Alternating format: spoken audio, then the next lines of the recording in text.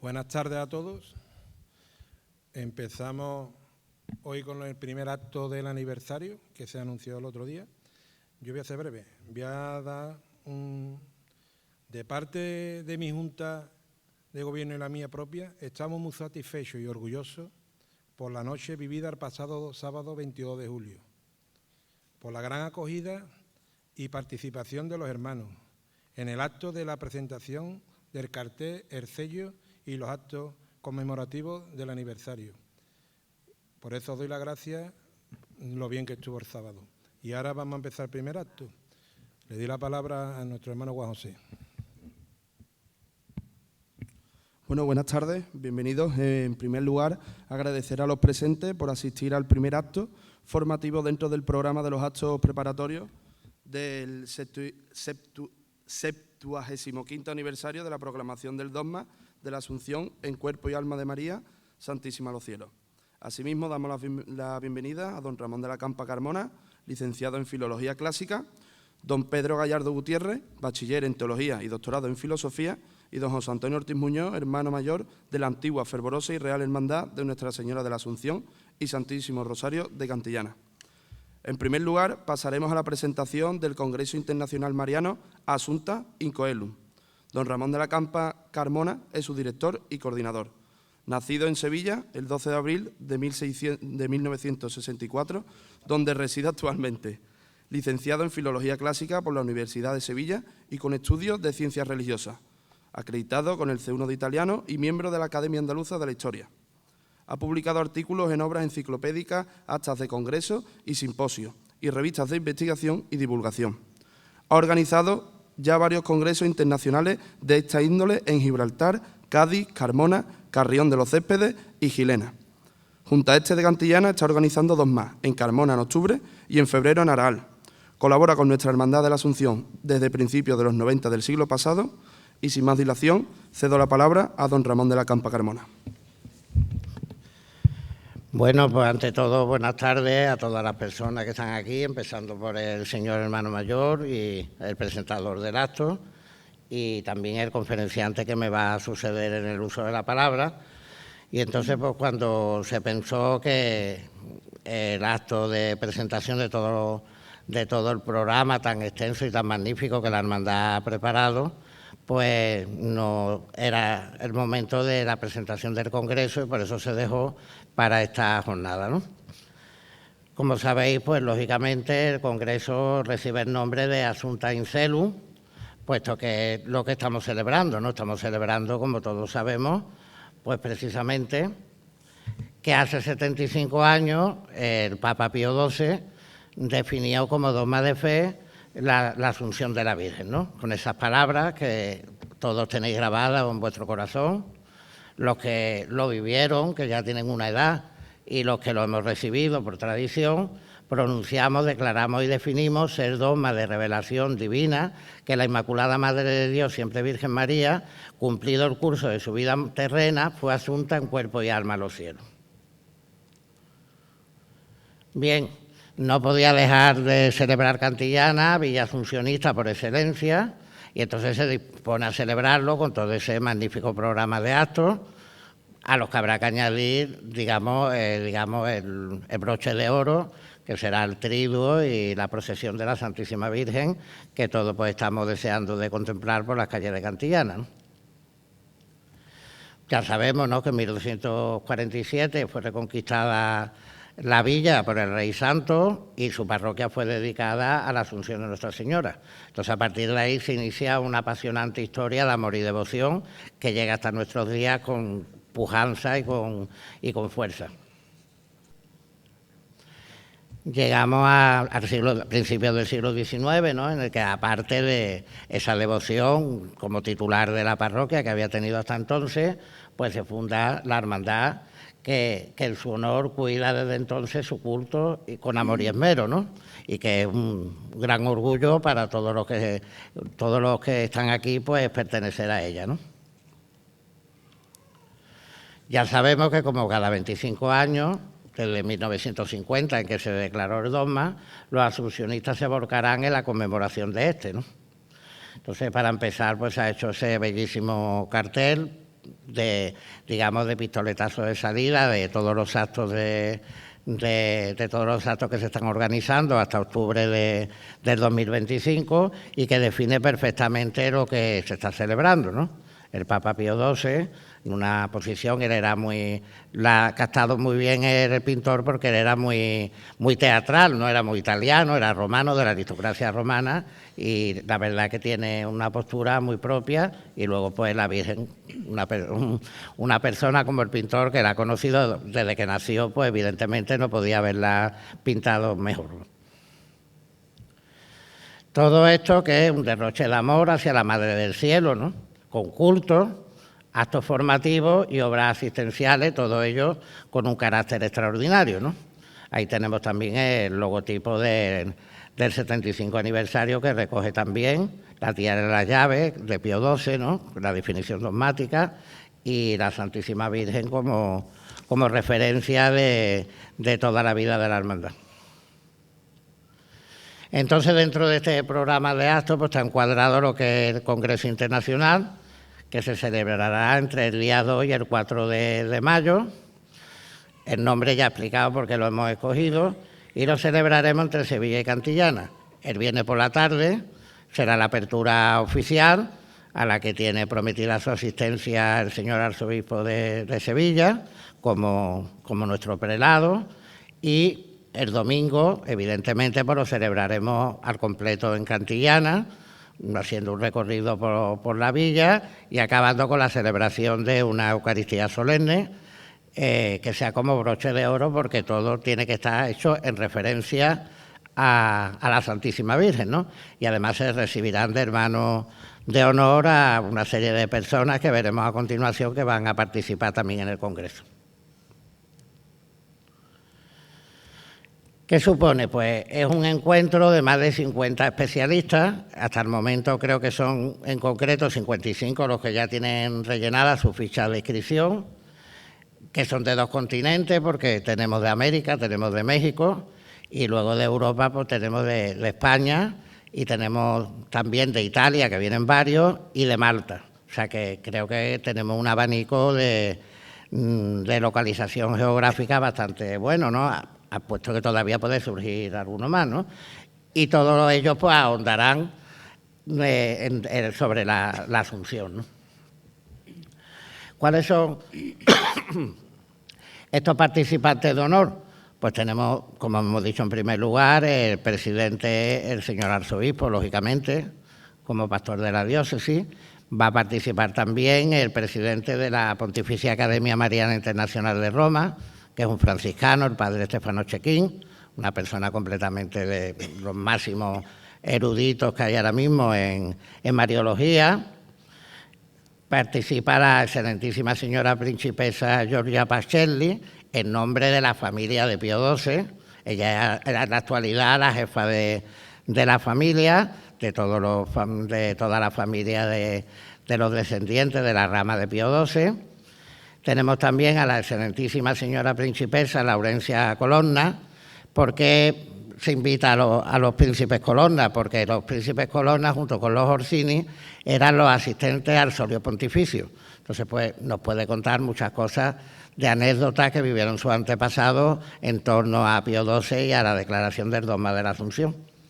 Y también tenemos al reverendo monseñor Karel Castell, que aunque es holandés, no os asustéis porque habla perfectamente español, que es el decano de la Cámara Apostólica y que es el monseñor más antiguo que hay ahora mismo en la curia de Roma. Es un hombre de mucha categoría, también humana, porque él era primo de la reina Juliana de Holanda. ¿Cómo lo vamos a tratar? Pues lo vamos a tratar desde una perspectiva interdisciplinar, bíblica, lógicamente tenemos siempre que partir de ahí, teológica, histórica, antropológica y artística, o sea que será muy variado. ¿Cómo será la organización? Pues habrá una serie de sesiones. El viernes por la tarde, que será la sesión inaugural. El sábado habrá 4, 2 por la mañana y 2 por la tarde. Y luego el domingo por la mañana, que empezaremos aquí en la Casa de la Cultura y después pasaremos a recorrer el pueblo, terminando lógicamente en la iglesia parroquial. Y lo más importante de todo, del Congreso, por lo menos lo que yo considero más importante, que todo lo que allí se va a hablar, que va a ser simplemente un pequeño resumen, porque cada persona va a hablar de 10 a 15 minutos, más no hay.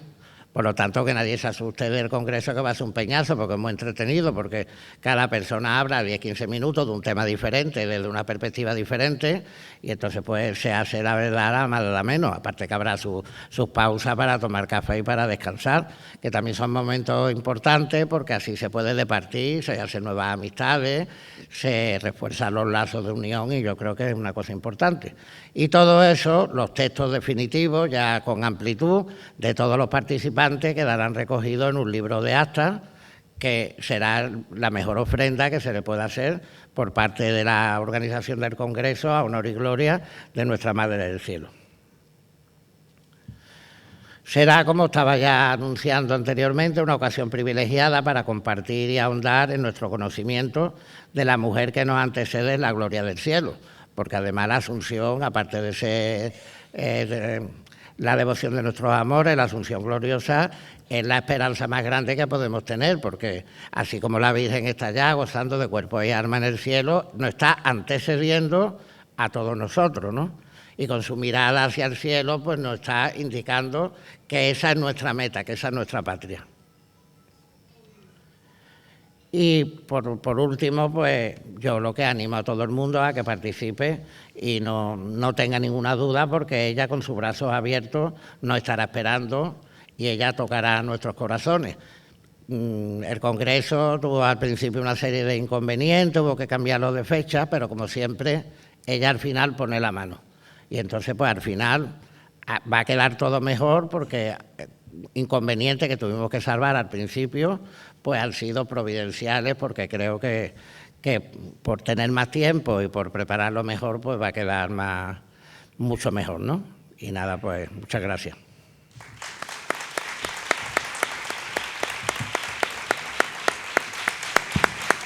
Bueno, muchas gracias, don Ramón, por la explicación del Congreso mariano. Y a continuación tomará la palabra don Pedro Gallardo Gutiérrez, nacido en noviembre de 1982, año de la beatificación de Sor Ángela de la Cruz, en Sevilla. Cursó sus estudios de primaria en el Colegio Luisa de Marillac de Sevilla y la secundaria en el Colegio San Francisco Javier de Fuente de Canto, en los Misioneros de la Preciosa Sangre. Es bachiller en Teología, cursó en el año 2020 el máster en Educación Secundaria en la Universidad Complutense de Madrid y en el año 2022 un máster en Investigación en Diseño Universal para el Aprendizaje y Educación Inclusiva en la Universidad de Nebrija. También ha cursado estudios en Derecho Canónico en la Universidad Católica de Murcia. En la actualidad completa sus estudios de grado en Filosofía en la Universidad de Sevilla, compaginándolo con su doctorado en Filosofía en la Universidad Pontificia de Comillas. Publicó en el año 2020 un libro bajo el título Relativismo, concepto de verdad y logos, la respuesta de Ratzinger al relativismo, que en la actualidad sirve de manual de filosofía en seminarios diocesanos de Brasil. Ha colaborado en congresos con publicaciones de calado teológico y filosófico y en revistas de carácter científico alineadas con su tema de doctorado sobre Juan Ramón Jiménez. Es profesor de Educación Secundaria desde el año 2020 y coordina grupos de trabajo de profesorado de la Consejería de Educación. Sin más preámbulos, cedo la palabra a don Pedro Gallardo Gutiérrez y su ponencia María, modelo de la nueva creación. Bueno, pues en primer lugar,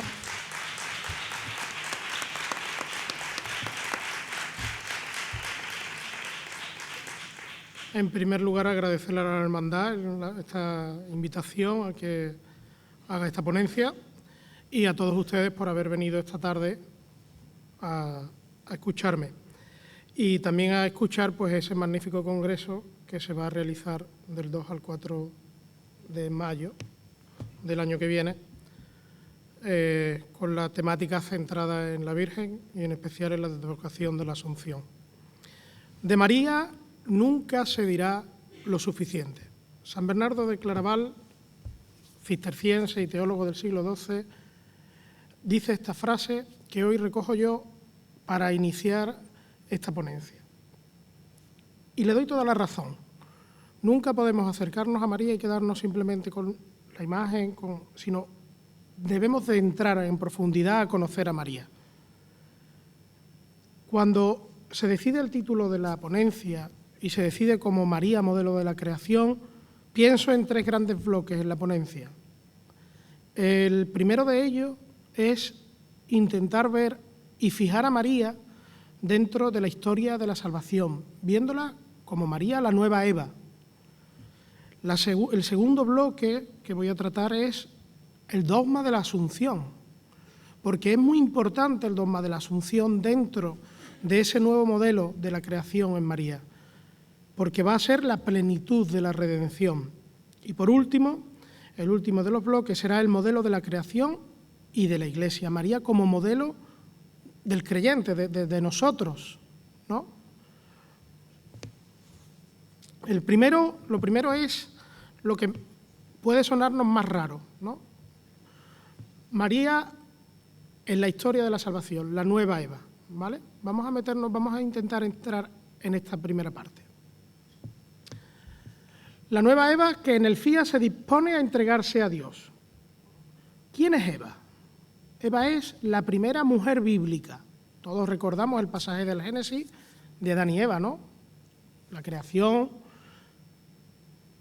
Pues en ese momento, y quiero que se nos quede porque haré un recurso después, un paralelo, ¿no? Le dice Dios a Adán, le pondré por nombre mujer, ¿vale? Que déjenlo ahí en la memoria, ¿vale? Eva es la primera mujer según la Biblia y es la primera en desobedecer a Dios por medio del pecado original. Con Eva se rompe la alianza. Esa alianza de Dios y el hombre es rota por Eva. Evidentemente, si comienzo a hablar de Eva, es porque a partir del fiat de María, del sí de María, la historia cambia. Por eso es la nueva Eva. María es la nueva Eva que abre la nueva alianza, la que va a dar las puertas a que el género humano vuelva a estar abrazado a Dios, vuelva a tener una comunión directa con la divinidad. Evidentemente, cuando María recibe el mandato de la maternidad, es al pie de la cruz. Recordemos el texto bíblico. Juan, aquí tienes a tu madre. En ese momento, esa nueva Eva, que es la que obedece a Dios, la que se entrega sin medida, la que confía plenamente en Dios, bajo el sí, bajo el fiat, se convierte ya no solo en madre de Dios y de Cristo, sino en madre de toda la cristiandad. Podríamos hablar un poquito de... Muchas veces nos decimos, somos hijos de Dios, ¿verdad? ¿Quién no es hijo de Dios? Bueno, pues yo soy hijo de Agustín y de Antonia. Pero gracias a que María dijo que sí, en ese nuevo modelo, nosotros recibimos esa maternidad divina desde el momento de la cruz. Madre, aquí tienes a tu hijo. Ese hijo somos nosotros. Diría Antonio María Calero de los Ríos, en una de sus obras, que en el Nuevo Testamento no hay mucha cantidad de versículos dedicados a la Santísima Virgen. Tendremos que encontrarnos en el Evangelio de San Lucas para encontrar muchos de los versículos de la Natividad, el Magnificat, pero dice Antonio María Calero de los Ríos, no habrá mucha cantidad, pero lo que hay son textos de calidad. Hay muy poco, con mucho contenido dentro que nos describen a la perfección el modelo del cristiano. Hay mucho contenido donde nos describen a la perfección a la madre del Redentor.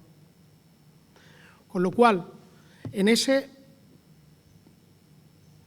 textos breves, haciendo así un resumen por encima, podemos empezar a hablar de cómo María es la mujer sencilla, de la estirpe de David, que lo dice Lucas, o esa María, esencia de maternidad, ya no solo biológica del Hijo de Dios, como he dicho, sino nuestra, de forma espiritual, ¿no?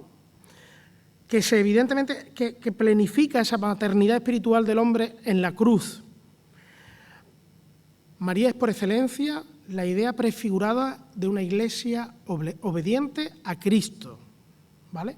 en los documentos que emanan del Concilio Vaticano II, en la Lumen Gentium, en el número 62, se reconoce a María como abogada, auxiliadora, socorro y mediadora. Esa mediación que es la petición que nosotros le hacemos a María como madre, con cercanía, con necesidad. ¿Quién de aquí nunca ha pedido algo a la Virgen con necesidad? Pues ella media por nosotros. Ella media ante el Redentor. Ella es medianera de todas las gracias. Dice y subraya que esta mediación de ninguna manera disminuye ni oscurece la única mediación que es la del mismo Cristo, sino que muestra el poder de Cristo, como dice Juan Pablo II en su exhortación apostólica Redentoris Mater. Evidentemente, todos estos puntos de encuentro van a subrayar con excelencia la postura de la Santísima Virgen en su participación de la redención. Nos hace partícipes. Dice Santo Tomás de Aquino que el creyente, el cristiano de a pie, participa de la salvación. Somos partícipes de la divinidad, tanto en cuanto Cristo se ha hecho hombre.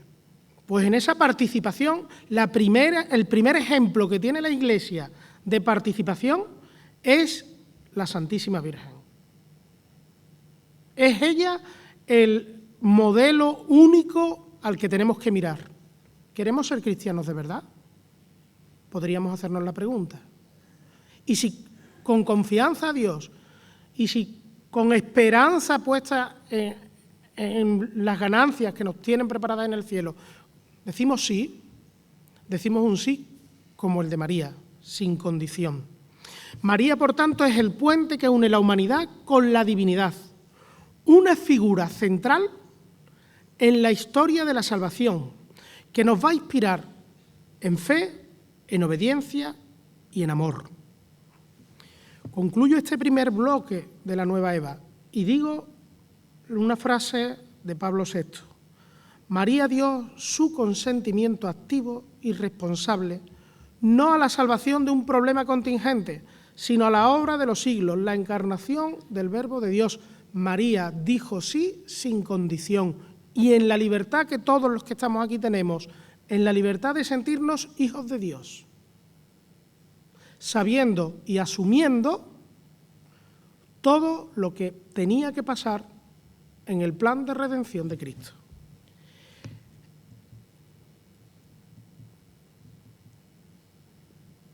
El segundo de los bloques al que quiero entrar va a ser a la asunción de María como plenitud de la redención. Muchas veces vemos el plan de redención por un lado, los dogmas por otros. La formación, que es muy importante, es el nexo primordial para empezar a unir ideas de fe y para, evidentemente, tener un producto, un resultado final en el cual veamos cómo al final la formación sirve para conocer de cerca nuestra fe con más conocimiento. La asunción de María, la plenitud de la redención. En este bloque de la conferencia voy a tratar de acercarme a María desde el magisterio de la Iglesia, desde lo que enseña la Iglesia de María. Hasta Pío XII, que se consideraba la era de María, habría habido más de 1.500 textos en los años de Pío XII, en la redacción del dogma, hablando de María. Evidentemente, antes de adentrarnos, me tengo que parar un momento, porque muchas veces la gente dice, ¿qué es un dogma? ¿No? ¿Qué es un dogma? ¿Qué es un dogma mariano? Y me paro porque creo que es muy importante tener esta idea. El Papa no se levanta por la mañana y decide que una cosa es dogma de fe, que en alguna ocasión, bueno, el dogma es un invento, ¿no? Es una ocurrencia que tiene un señor, se levanta por la mañana y escribe, ni mucho menos. Es una duda a lo largo de los años y es una certeza final. Y digo que es una certeza final porque dice exactamente la definición. Un dogma es un núcleo doctrinal que, a juicio de los maestros de la fe, que preservan el depósito de la fe, encabezados por el Papa y los obispos, que debe ser mantenido y defendido para salvaguardar el mensaje salvador de Cristo. Un dogma mariano es hablar de la Virgen con seguridad. No es una duda. Es algo que ha estado siempre presente en la revelación y en el depósito de la fe, pero que se enmarca en dogma como ese núcleo doctrinal que se debe salvaguardar, porque ahí se salvaguarda ni más ni menos que el mensaje salvador de Cristo. Evidentemente, el cristianismo no es una escuela de alta o baja filosofía, ni de eruditos, ni de filósofos de andar por casa o de barra de bar, sino en su esencia tiene que ser el lugar donde el género humano descubra su experiencia de vida en Cristo, su experiencia de vida en la salvación del Redentor del mundo, en Jesús. Por eso el cristianismo tiene que partir de esta idea y, si no parte de ahí, por lo menos conducirnos a tener ese final, que tengamos esa experiencia de vida. De esta experiencia de vida resulta los enunciados que tienen, pues, otros enunciados que tiene la Iglesia de menos importancia que los dogmas. Pero es verdad que la importancia de los dogmas marianos son una vinculación directa con el misterio de Cristo y con el misterio de la Iglesia. 4 dogmas de la Santísima Virgen. Están en la pantalla por si queréis ir más o menos viendo. El dogma de la maternidad divina, que quiere decir que declara que María es verdaderamente Madre de Dios y, al ser Madre de Jesucristo, quien tiene 2 naturalezas, humana y divina, pero una sola persona. Se declara en el Concilio de Éfeso. Después tenemos el dogma de la virginidad perpetua, que se declara en el primer concilio de Letrán. Este dogma sostiene que María fue virgen antes, durante y después del parto. El tercero de los dogmas es la Inmaculada Concepción. En este se declara que desde el primer instante de su concepción fue preservada libre de toda mancha de pecado original, por una gracia especial de Dios en previsión a los méritos de Jesucristo. ¿Os acordáis que antes decía mujer? ¿No? Dije, acordarse de Eva, que te llamaré mujer. Va a ser a una mujer por la que entró el pecado al mundo. Y va a ser una mujer que no es otra que María, por la que va a salir ese pecado del mundo por los méritos de Cristo. Y dejo para el final el dogma de la Asunción de María, que, como todos los que aquí presentes conocéis, se declara en 1950 en la Constitución Apostólica Munificentissimus Deus por el Papa Pío XII. Este dogma afirma que María, al final de su vida terrenal, fue asunta en cuerpo y alma a la gloria celestial. ¿Y por qué? En una conferencia que se llama María Modelo de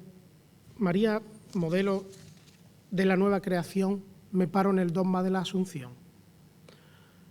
Pues me paro, y de forma bastante importante y crucial, porque para hablar de María como modelo nos debe surgir una pregunta a todos.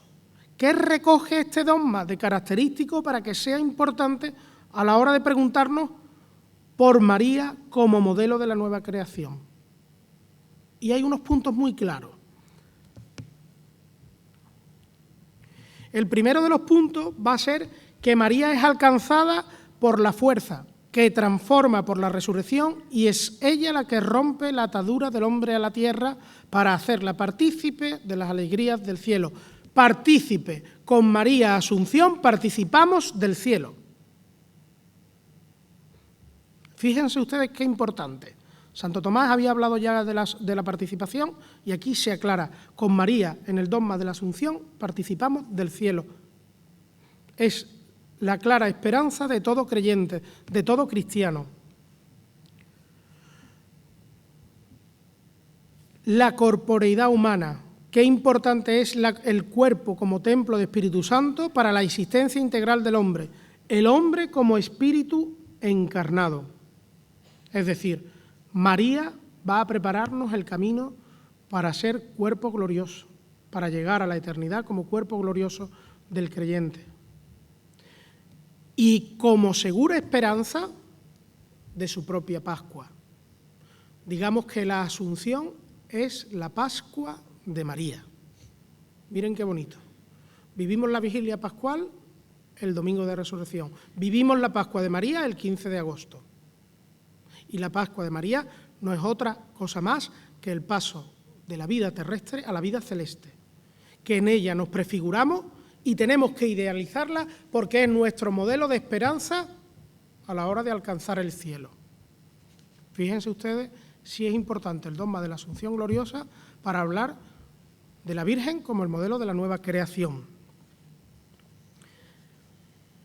Por tanto, la Asunción de María es vista como una primicia de la redención final de la humanidad. Ella ya ha alcanzado la gloria en cuerpo y alma. Nosotros, gracias a ella, lo tenemos reservado para el final de los tiempos. Los dogmas no tienen una dimensión intelectual alejada del cristiano o de nuestras mentes.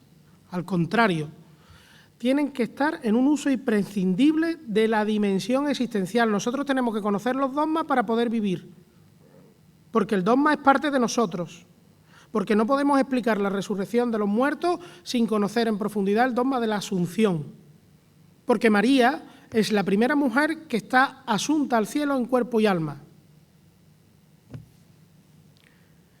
De ahí que en una de las conferencias finales del Concilio Vaticano II se dijera: en María admira y ensalza la Iglesia el fruto más espléndido de la redención y lo contempla gozosamente como una purísima imagen de lo que ella toda entera ansía y espera a ser. La Iglesia ansía y espera ser María. El creyente inspirados en María, esperan ser como María y estar con ellos, estar con él, con Cristo y con María en la gloria celestial. Es importante entonces tener en cuenta el dogma de la Asunción para poder hablar de un modelo de María como un modelo de la nueva creación. Vamos a entrar en el último de los puntos.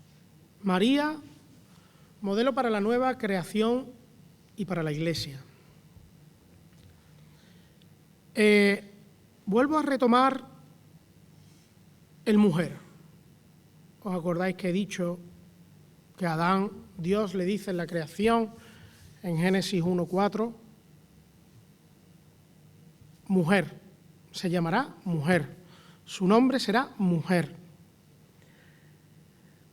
Pues si leyéramos ahora el texto de las bodas de Caná, tendríamos ante nosotros la primera vez que Cristo llama mujer a su madre.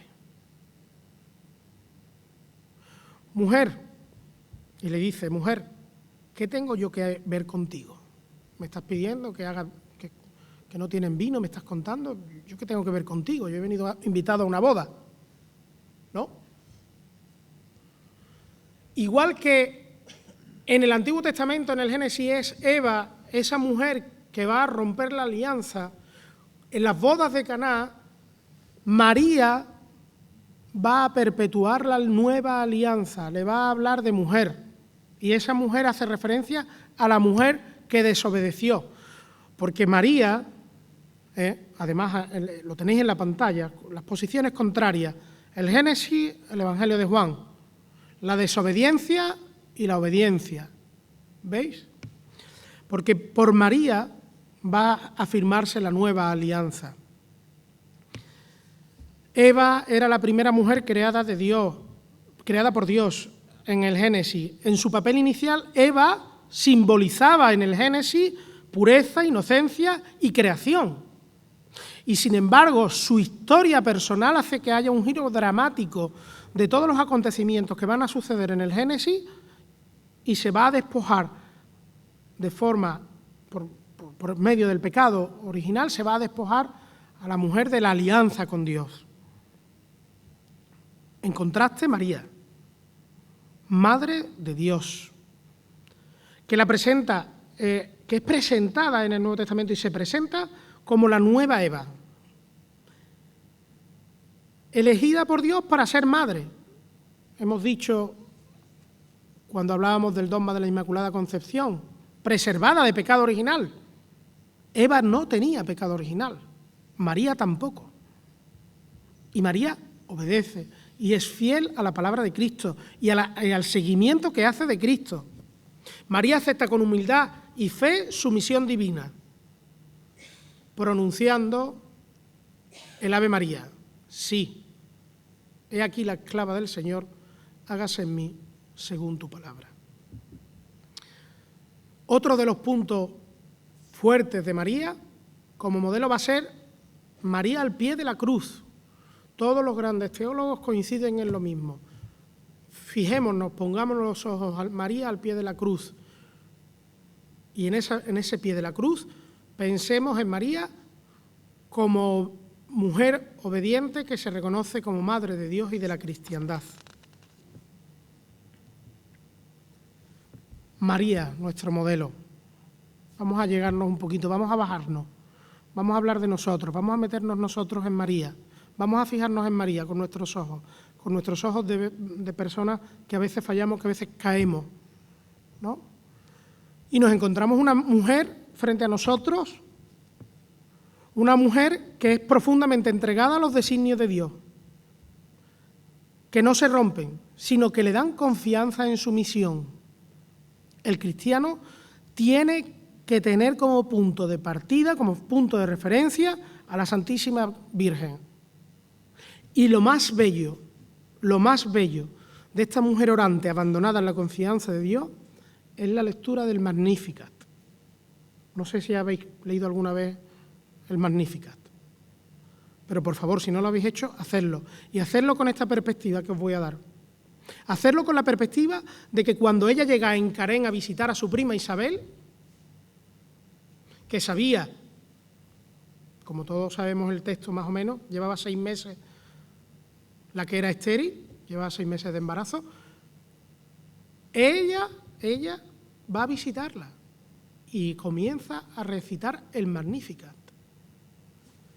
Pero no le pide, es una oración de acción de gracias. Y es una mujer solidaria en el Magnificat, es una mujer solidaria porque da gracias y pide por los demás, no pide por ella. Fíjense ustedes, el cristiano debe de ser, nos dicen constantemente la Iglesia, debe de ser orante, abandonado en la confianza de Dios. Está en boga. Quien no sea solidario hoy día, nos echamos las manos en la cabeza, ¿no? Pues la primera solidaria es María, que reza en el Magníficat pidiendo por los demás en vez de por ella y dando gracias a Dios. Es una oración completamente de acción de gracias. No pide por ella, pide por los demás. Fíjense qué bonito. Podríamos incluso irnos a uno de los santos del siglo XX más devotos de la Santísima Virgen, como es el Padre Pío de Pietrelcina. Y dice, ¿qué tengo que pedir por mí?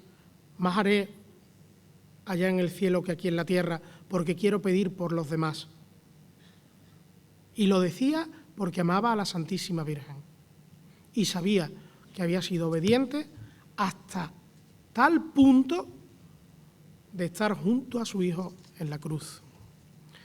María es el modelo singular de todo cristiano y tiene que fijar en su punto de mira a María como modelo el cristiano para seguir cumpliendo en todo momento su vocación cristiana. María es resultado de todo lo que hemos dicho hasta ahora. Pero mirad, Pablo VI en la Marialis Cultus lo expone con claridad y nos hace una llamada a que seamos tan santos como ella. Esto es difícil. Pero qué bonita comparativa podríamos hacer ahora mismo del Magnificat y de la Asunción de Cantillana. He dicho que el Magnificat es alabanza y pedir por el prójimo. La Asunción de Cantillana abre sus brazos al prójimo y pide por cada uno de los que estamos aquí sentados. Y no solo por los que estamos aquí sentados, sino por toda la cristiandad y es modelo de la nueva creación. Muchísimas gracias.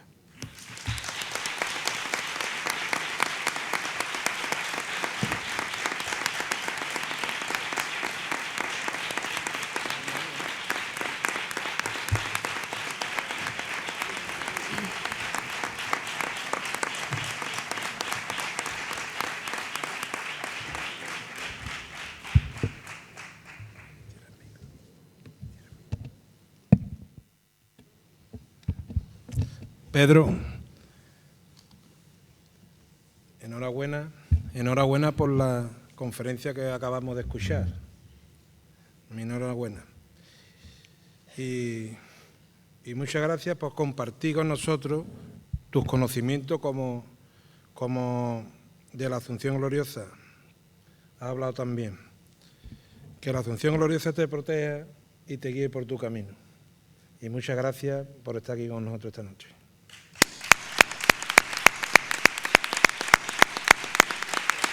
Y a ti, Ramón, ¿qué te digo yo? Con todas las reuniones que llevamos los hartos y todas las peleas y todos los sofocones que llevamos, Ramón, ¿qué te digo yo a ti? La verdad que sí, que algunos ha habido por el camino, pero vamos, afortunadamente la Virgen finalmente pone siempre sus brazos abiertos y esa es la ventaja que tenemos. Pero bueno, yo te voy a dar la enhorabuena por el congreso que está organizado ya. Y ya mi Junta de Gobierno también está deseando que llegue el día para poder disfrutar de ello con todos nuestros hermanos, que yo creo que es un éxito seguro, porque tú todo lo que organizas es éxito seguro. Yo tan solo te pido que nunca te separes de ella, que no nos abandones y que estés siempre al lado de la Virgen. Y también darte las gracias porque siempre que la Hermandad de la Asunción te ha buscado, siempre ha sido desinteresadamente, como esta vez ha sido. Por eso, gente como tú son válidas en la Hermandad de la Asunción. Muchas gracias, Ramón.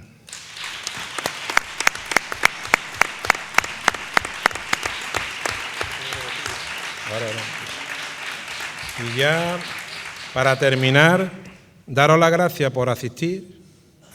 Yo creo que ha sido espectacular tus palabras. Yo me he quedado muy contento con lo que te he dicho, hijo. Porque todo está bajo ella y bajo Dios. Y todo el que no crea en ella, no cree en Dios. Tú lo has dicho, más claro no lo has podido decir. Y la verdad siempre es la verdad. Y el que no quiera creer, que crea.